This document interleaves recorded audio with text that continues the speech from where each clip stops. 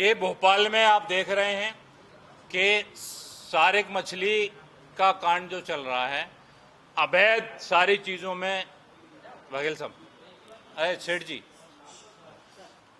आप देख रहे हैं भोपाल में कि मंत्री यहाँ के विश्वास सारंग जी के नज़दीकी सारिक मछली पे सरकार ने, मुख्यमंत्री जी ने कार्रवाई की। इनको मैं धन्यवाद देना चाहता हूँ मुख्यमंत्री जी को, लेकिन साथ में ये भी कहना चाहता हूँ कि आपने कार्रवाई केवल दिखावटी की है।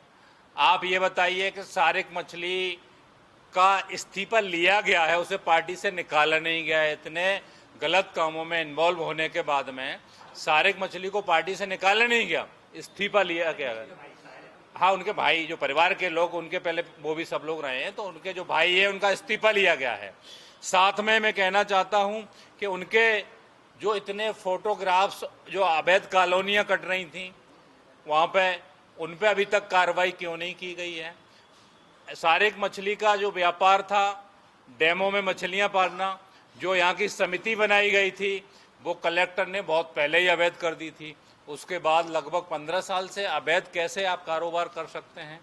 इसके बाद में अगर आप देखेंगे कि सहकारिता विभाग मंत्री विश्वास सारंग जी के पास है, जबकि उस पर कार्रवाई होनी चाहिए, अभी तक उनकी समितियों को क्यों कैंसिल नहीं किया गया।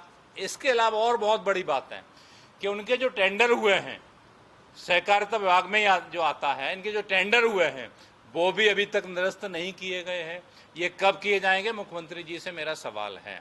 आप अगर कार्रवाई करना चाहते हैं तो मछली पे तो कार्रवाई आपने कर दी, लेकिन मछली के पीछे जो असली मगरमच्छ हैं भाई, जो उनकी बुलेटों पे घूम रहे हैं, बाइकों पे पीछे वो बैठा है, मंत्री जी उसकी सवारी कर रहे हैं, आप देखेंगे कार में बिठाल के घुमा रहे हैं, खुद अपने मोबाइल से सेल्फी ले रहे हैं।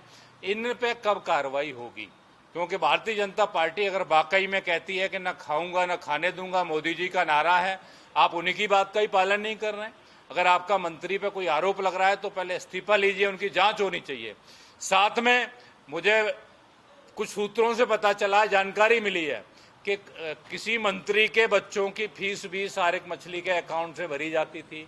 अभी तक उनके अकाउंटों की जांच क्यों नहीं की गई है, ये बड़ा सवाल है। तो मुख्यमंत्री जी इसकी जांच कराएं।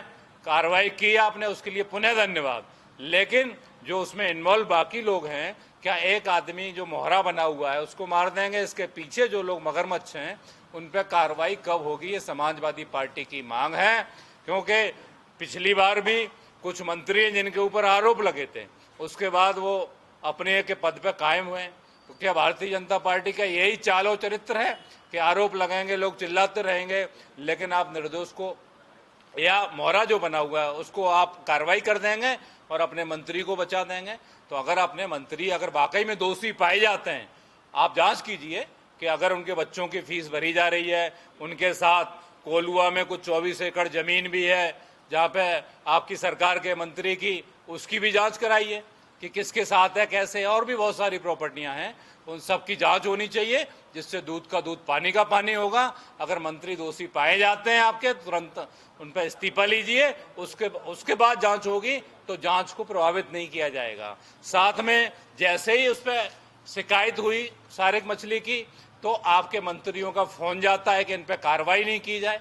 आप इनकी भी जांच कीजिए, कौन सा मंत्री फोन करता है कि इन पर कार्रवाई नहीं होनी चाहिए।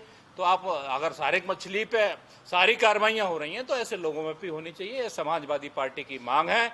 और जो भी इस भ्रष्टाचार के मुद्दे रहेंगे, सभी पत्रकार बंधुओं से भी निवेदन है कि आप लोग भी इसको उठाते रहें, क्योंकि लोकतंत्र का मामला है, जनहितैषी मुद्दे हैं। समाजवादी पार्टी जो मुद्दा उठाती है उससे कभी पीछे नहीं हटेगी, ये आपसे वादा है, चाहे कोई भी हो, उससे घेर के रहेगी।